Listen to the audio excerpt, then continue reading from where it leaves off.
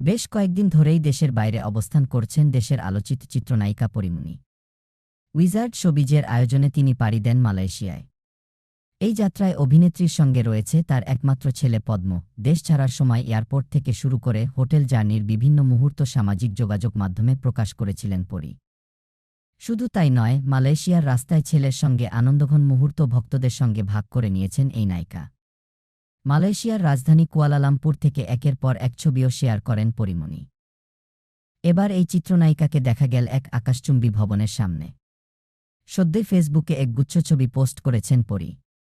ছবিগুলোতে সাদা towel jacket ও কালো ইনারে ধরা দিয়েছেন নায়িকা।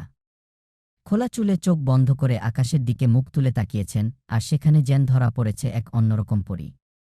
আর তা দেখেই পোস্টের মন্তব্যঘরে রীতিমতো বয়ে যায় ভক্তানুরাগীদের প্রতিক্রিয়ার ঝড়। কারণ সেই পোস্টটি মুহূর্তেই ভাইরাল হয়ে পড়ে। মন্তব্যঘরে পরীর অনুরাগীরা তাকে প্রশংসা, ভালোবাসায় ভরিয়ে দেন। এর আগে অভিনেত্রী মালয়েশিয়ার রাস্তায় ছেলের সঙ্গে আনন্দঘন এক মুহূর্তের ভিডিও শেয়ার করেছিলেন। প্রকাশিত ছেলের সুন্দরতম মুহূর্ত দেখে মুগ্ধ হয়েছেন নেটিজেনরা।